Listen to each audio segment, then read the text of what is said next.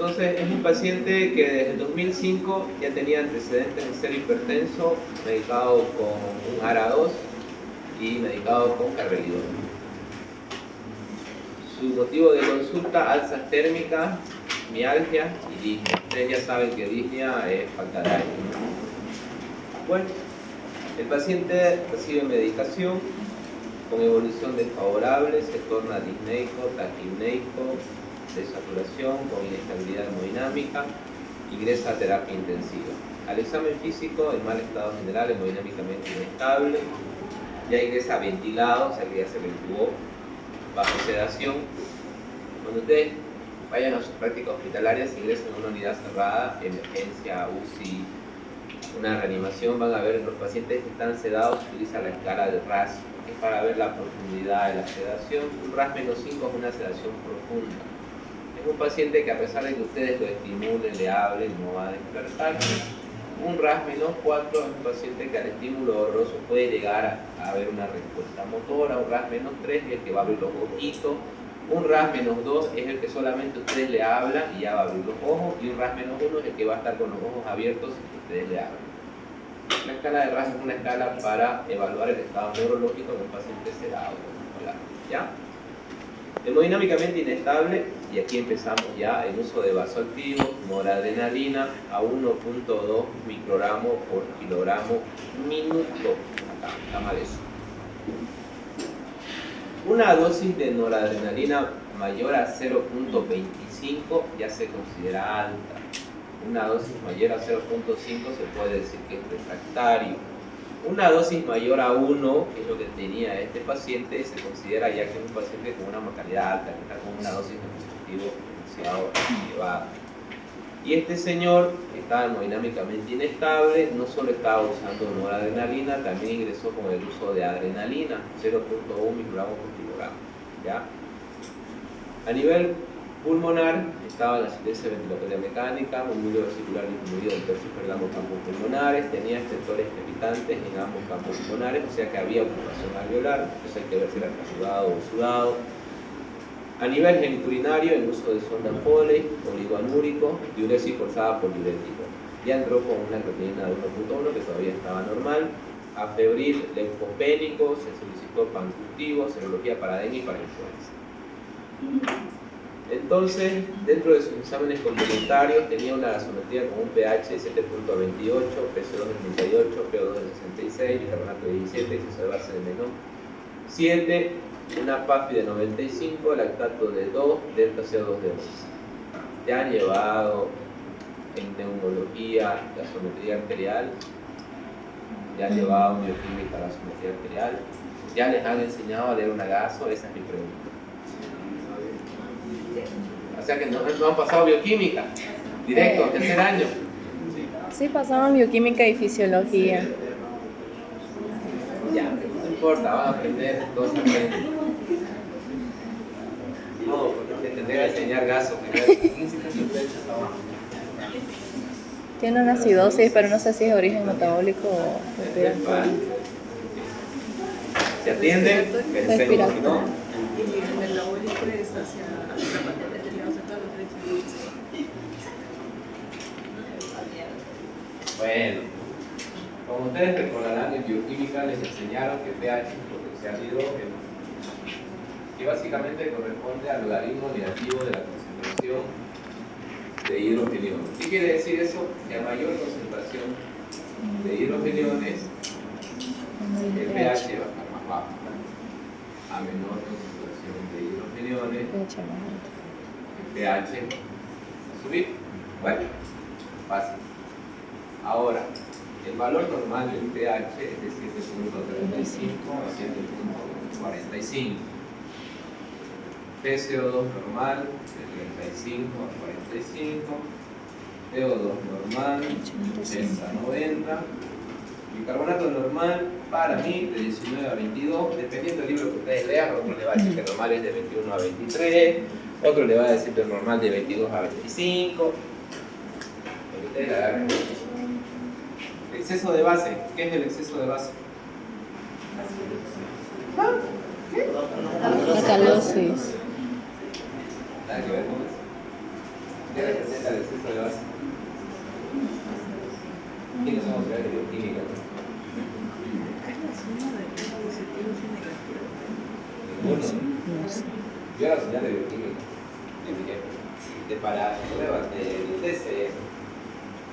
Era la cantidad necesaria para compensar el pH en un valor de menos. Casi cerca, pero está ahí la idea. Se define el exceso de base, primero, que el gasómetro te da estos datos, pero en nuestro organismo, dolmen interno, nosotros no solo tenemos PCO2, PO2 y bicarbonato, también tenemos cationes, tenemos aniones, como por ejemplo el sodio, el cloro, el sulfato, tenemos un montón. El gasómetro no nos va a dar todos esos datos, entonces lo que hace es agruparlo como exceso de base, o sea que suma todos los cationes y los aniones que nosotros tenemos y los llama exceso de base, y su valor normal depende de donde lo lean, más, menos 3 o más menos 2, como sea, ¿ya? Sí tiene una importancia. ¿Por qué? Porque el exceso de base, si ustedes tienen un paciente que no sea EPOC y que no sea renal crónico, porque en esos casos se altera, básicamente tiene una relación cuantitativa con el déficit de agua. ¿Qué quiere decir eso? Que mientras más negativo sea, menos 6, menos 10, menos 11, probablemente le falte más líquido a ese paciente. Salvo que sea de poco, en ese caso ya no líquido. ¿Ya? Bien. Nosotros tenemos ya los valores normales del pH. Se considera acidosis cuando el pH está disminuido. Esa acidosis, primero, cuando el pH se disminuye se activan los mecanismos de compensación bajo. Ácido carbónico, todo lo que le decimos en bioquímica. Siempre que el trastorno primario es respiratorio, el mecanismo de compensación metabólico. Y si el trastorno primario es metabólico, el mecanismo de compensación es respiratorio. Solamente da la vuelta. La acidosis metabólica puede ser respiratoria o puede ser metabólica. En la acidosis respiratoria lo que ustedes tienen que ver es el CO2, que es lo que se va a alterar. ¿Y qué enfermedades se elevan en pacientes que tienen asma o en pacientes que tienen EPOC? Por mecanismo de compensación, generalmente ese paciente va a tener un bicarbonato alto. En la acidosis metabólica, lo que tiene que ver es el bicarbonato, que va a estar reducido. ¿Cuál es el mecanismo de compensación? El respiratorio. ¿Qué hace la persona? Hiperventila. Es por eso que su CO2, por lo general, va a estar reducido. Pero la historia no estaba ahí. En este de acá está fácil. Pero la acidosis metabólica se subclasifica la que tiene anión GAP normal y anión GAP aumentado. Eso también les voy a enseñar en bioquímica. Para sacar el anión GAP tienen que hacer una fórmula. ¿Lo ves? ¿Cuál era?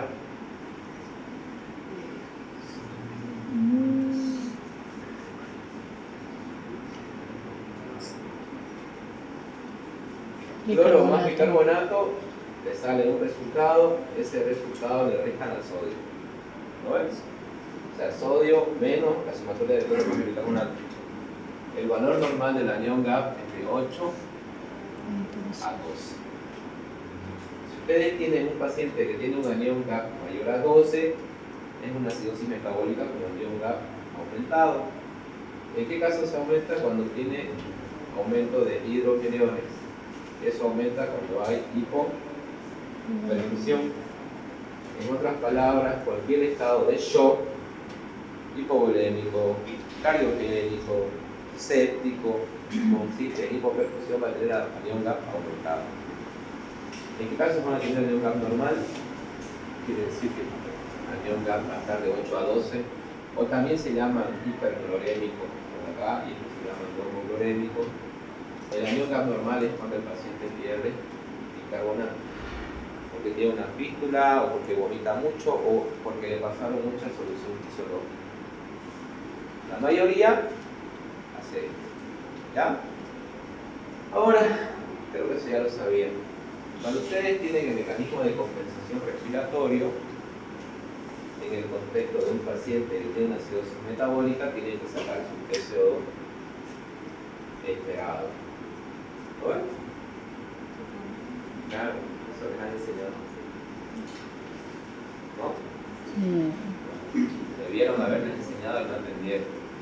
Bicarbonato por 1.5 más 8. Ahí les va a salir su PCO2 esperado para su acidosis metabólica. De ese valor más menos 2 es lo que el paciente debería tener. Ahora vamos a hacerlo con la simetría del caso clínico. ¿Ya? Lo mismo le van a preguntar en la residencia cuando ustedes presentan a un paciente que tiene acidosis metabólica con anión CAP normal o anión CAP aumentado y cuánto es su PCO2 esperado si tiene un trastorno clínico.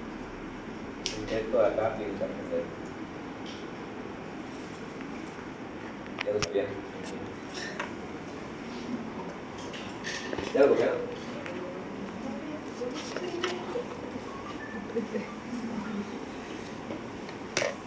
Ahora, algo que también se habla harto es la PAFI. En el caso clínico les voy a mencionar mucho la PAFI y hay que saber qué es la PAFI. Se define como la relación entre la presión parcial de oxígeno y la presión inspiratoria de oxígeno. La presión parcial de oxígeno ambiente es de 80 a 90.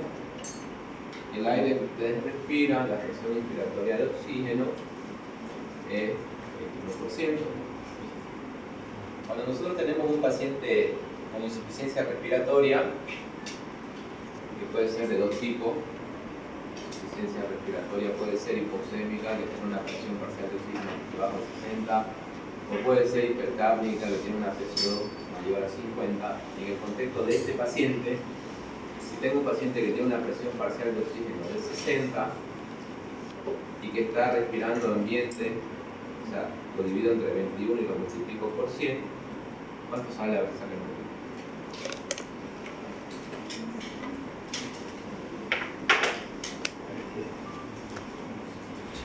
200, 285. Ya. Sacaron bien, ¿no? 60 dividido entre 21 por 100. 285.70. 285. Esto, dentro del paciente crítico, nosotros lo usamos para clasificar el síndrome de distrés respiratorio agudo.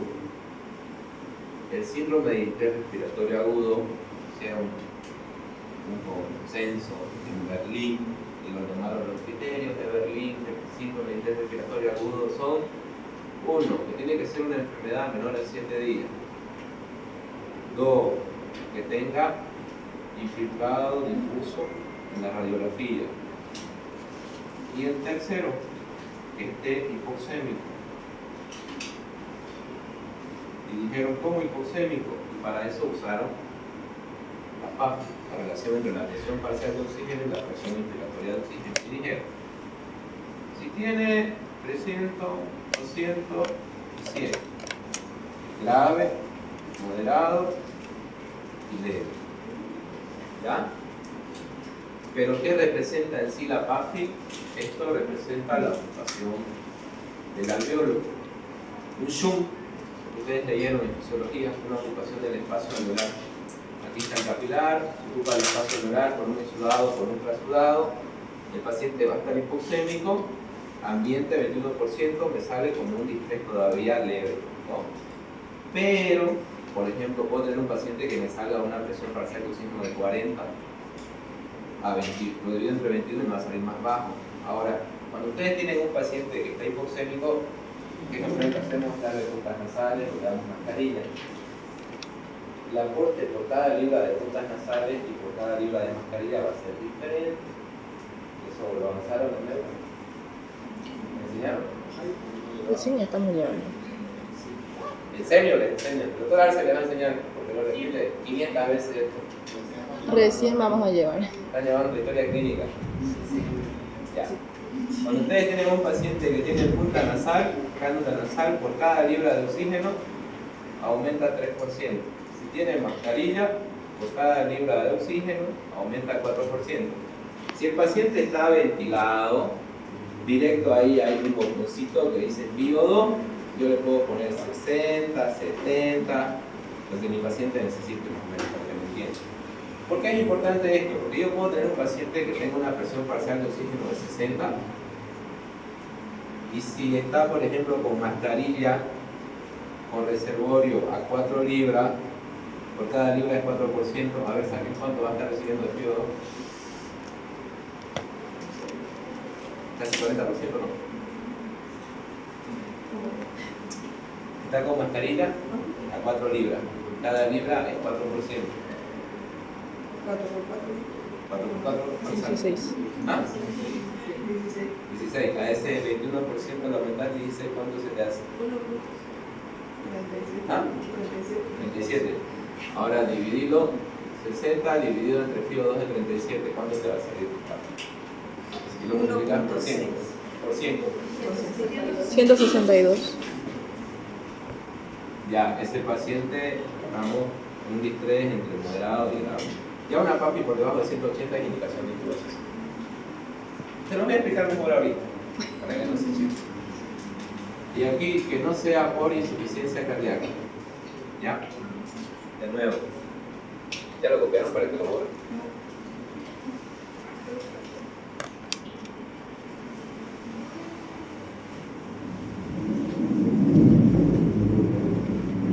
Entonces, la PAFI nos habla de la ocupación del alveolo, por un traslado por mencionado.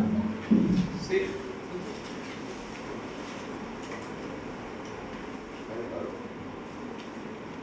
Puedo tener un paciente que tenga una presión parcial de oxígeno de 50 en la gasometría. Ambiente es 21%, más si está con puntas nasales, cánula nasal a 7 libras, por ejemplo, lo trajeron. Yo le sumo a ese 21% más por cada libra 3, sería 21, ¿no? 21, igual 40. ¿Por qué 40? Porque con mascarilla o por cánula o por cualquier método de oxígeno supplementario no se puede dar más de VO2 de 40. Así le pongan 12 libras, no va a llegar a 40. A este mismo paciente, si ustedes le hacen 50 dividido entre 40 por 100, su PAFI, ¿cuánto sale? 110.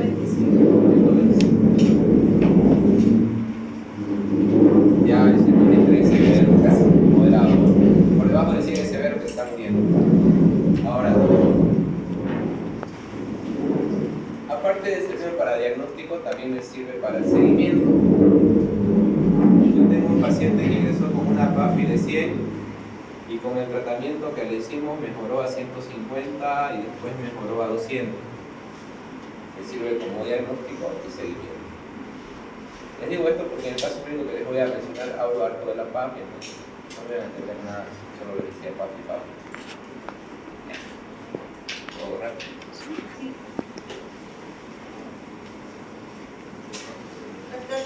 ¿Cuáles eran los porcentajes que dijo cuando un paciente tenía mascarilla y no? Por cánula nasal 3 libras. Si ustedes revisan en internet, varía mucho. Porque algunos libros le van a decir 3 a 4, otros le van a decir que la primera libra le va a aumentar 4%, y a partir de la segunda 3 libras, 3%. La mayoría maneja 3% por cánula nasal, 4% por mascarilla. En mi caso, como mis pacientes están ventilados, yo generalmente lo que le da a la máquina es 0. Algún día, si son mis alumnos, más adelante tal vez me lleve a la terapia. O si se portan bien, quizás los haga conocer por lo menos.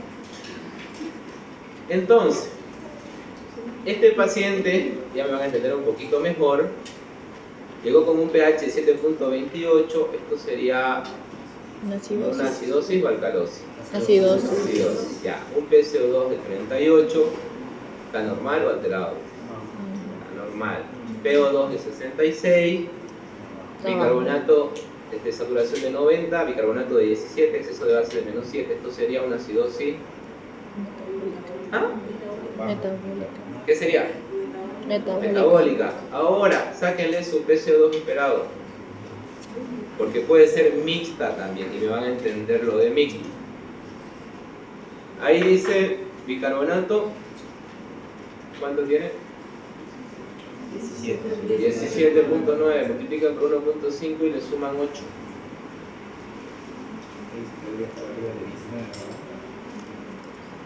Le suman 8. Más 8. 34.85. Y este PCO2, 34.85 más menos 2 debería ser tu PCO2 esperado. O sea, tu PCO2 debería estar entre 36 y 32. ¿Está en ese valor o está arriba? ¿Ah? Está elevado. Entonces, este paciente tiene una acidosis mixta, no es solo metabólico. ¿Me entendieron ahora? Ah, sí, ahora sí. Les dije que se entiende mejor con un ejemplo. O sea que este paciente que tiene una acidosis metabólica, yo tengo que sacar su PCO2 esperado para esa acidosis metabólica. Si está por encima del valor del PCO2 esperado, es una acidosis. Si está por debajo de ese valor, es una alcalosis. Si está en ese valor, es solo un trastorno primario, solo sería acidosis metabólica. Siempre tienen que sacar anion gap, siempre tienen que sacar su PCO2 esperado. ¿Ya? PAFI de 95. ¿Qué quiere decir eso? Que el paciente se estaba muriendo, tenía un distrés respiratorio severo. ¿Se dan cuenta? Lactato de 2.1 está casi todavía normal, es hasta 2. Recuerden que el lactato es un marcador de perfusión tisular, es producto del metabolismo anaeróbico. Cuando no llega oxígeno se metaboliza la glucosa a piruvato, el piruvato a lactato. ¿Y esto han escuchado hablar? Saturación venosa central y delta CO2. ¿No les han enseñado? Eso sí. Mentira, eso no se enseña en la universidad. Doctor. Para sacar la saturación venosa central, nosotros hacemos una gasometría de un catéter venoso central. Tomamos una muestra del catéter venoso central y vemos la saturación de oxígeno. Lo normal es entre 65 y 70, acá estaba normal. Pero también hacemos una diferencia entre el CO2 arterial y venoso. Se llama delta CO2. Lo normal es que esté por debajo de 6, este paciente está en 11. ¿Y eso para qué me sirve? Cuando está arriba de 6 nos habla de una falla cardíaca. Ya, pero ahora vemos con un poquito que todo guarda relación, que todo tiene sentido en algún momento. Bueno, este paciente tiene esta radiografía de tórax, que tiene infiltrados difusos, sobre todo en las bases, periliar. Aquí se le hizo un ecocardiograma, se le sacó su velocidad de tiempo integral, que salió 9, que está bajísimo, un volumen sistólico de 28. ¿Cuánto es el volumen sistólico normal? 100 es 70. Gasto cardíaco de 2. ¿Qué quiere decir eso? ¿Cuánto es lo normal?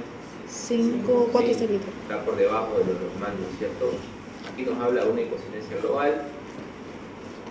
El Take-Zoom es una escala que nosotros usamos para ver la congestión del paciente. Este paciente estaba congestivo y las líneas B es la expresión ecográfica del infiltrado pulmonar. ¿Ya? Ahí no se preocupe ahí. Entonces, este paciente ingresó a terapia intensiva con diagnóstico de un distrés severo, un choque séptico. Ya saben que es choque séptico de origen pulmonar, una miocarditis séptica y una sospecha de dengue grave. Estaba intubado, se le hizo parámetros de protección, se le inició antibióticos de amplio espectro porque ya venía de una internación previa, se le inició imipenem. ¿Qué es el imipenem?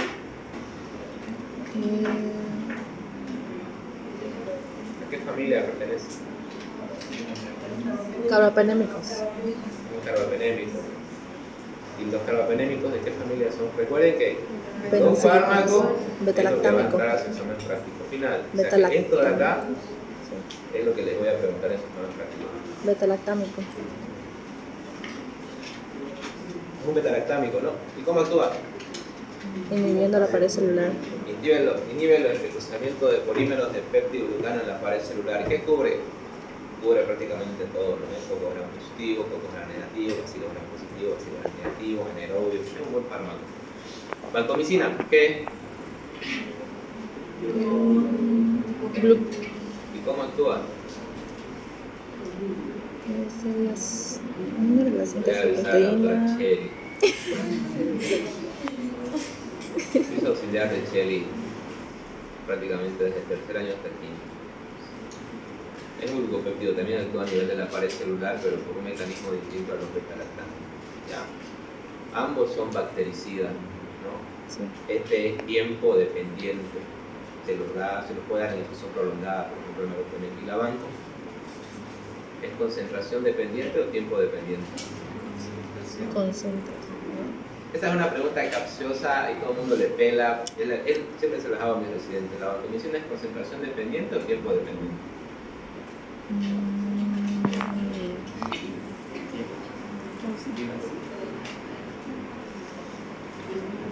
Creo que concentración. La vancomicina es área bajo la curva sobre el zinc. Ah, parece chino, ¿no? No es ni concentración ni tiempo dependiente. La vancomicina es un fármaco tan diferente del resto de que se ha visto que en una persona puede tener una concentración y en otra persona puede tener otra concentración. Es por eso que le hacemos vancomicina cada 48 horas al paciente para saber si estamos en una dosis adecuada de 15 a 20 microgramos. O sea, la forma correcta de ver si está en una dosis es con vancomicina. No es ni concentración ni tiempo dependiente. ¿Qué es área bajo la curva sobre el zinc? Cuando hablemos de fármacos se van a dar cuenta que es como una curvita que está así y acá viene el zinc. La vancomicina está ahí en medio. No alcanza ni para ser tiempo dependiente ni concentración dependiente. Por eso es una pregunta capciosa. Estaba con 3 vasoactivos, estaba en uso de noradrenalina, estaba en uso de adrenalina y estaba en uso de inotrópicos dobutamina. Por ejemplo, este paciente tenía una infusión de noradrenalina en 100 ml, 16 miligramos a 30 ml hora. ¿Cómo se saca la dosis? Simplemente ustedes agarran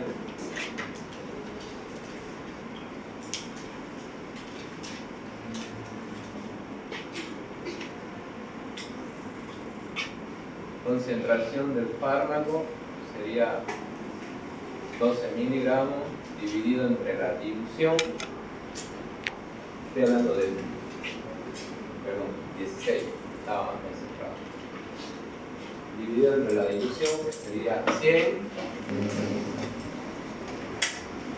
dividido entre el peso, pongámosle peso de 60 kilos, era de grafo.